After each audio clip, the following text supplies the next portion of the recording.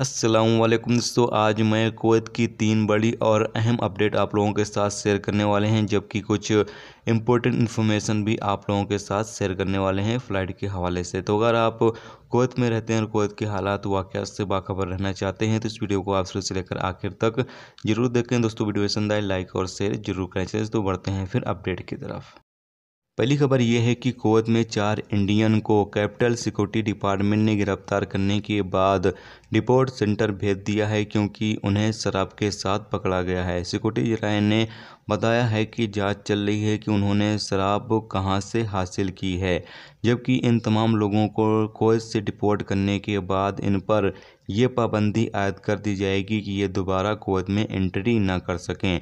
इसी बीच एक अरब शहरी को नशा व गोलियों के साथ गिरफ्तार किया गया है, यानी इस अरब शहरी के पास भी नशे के सामान जो हैं वो पाए गए हैं, जिसकी वजह से इसको भी पकड़ लिया गया है। साथ में एक हादसे में 3 इंडियन को भी गिरफ्तार किया गया है, जिसके पास से शराब बरामद हुई है। तो आप तमाम लोग अगर कुवैत के अंदर हैं तो कुवैत के जो भी रूल्स रेगुलेशंस हैं उसको आप ज़रूर से फॉलो करें, नहीं तो आपके खिलाफ़ भी कार्रवाई हो सकती है। ख़ास तौर से अगर आप शराब पीते हैं तब भी आप पकड़े जाते हैं, अगर आप शराब की बोतल लेकर जाते हैं तब भी आपकी गिरफ्तारी जो है वो होगी, क्योंकि कुवैत के अंदर शराब पीना इलीगल है। और अगर आप शराब पीते हो या शराब लेकर इधर उधर जाते हो या शराब का कारोबार करते हो तो आपके खिलाफ़ ज़बरदस्त कार्रवाई की जाती है। अगली खबर यह है कि Kuwait public authority for civil information PACI ने बताया है कि कुवैती शहरी और गैर मुल्कियों के लिए सिविल ID कार्ड जारी करने के लिए तमाम कोशिशें कर रहे हैं। मशीन में 1 लाख से ज़्यादा कार्ड मौजूद हैं।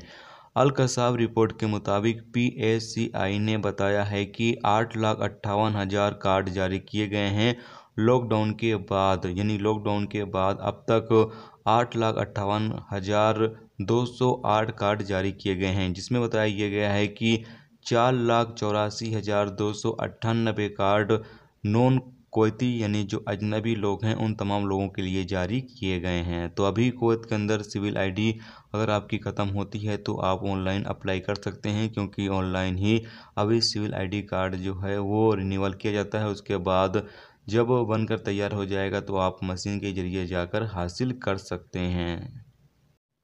अगली खबर यह है कि कुवैत में भारत के दूतावास CB जज ने 15 अक्टूबर को कुवैत राज्य की नेशनल असेंबली के माननीय अध्यक्ष महामहिम मरकज अल गनीम के साथ मुलाकात की। दोनों देशों के बीच संबंधों और आपसी मुद्दों और भी बाकी चीज़ों पर बातचीत की गई है, यानी कि कुवैत और इंडिया के जो आपसी ताल्लुकात हैं उसको और मजबूत बढ़ाने के हवाले से जो चर्चा है वो की गई है।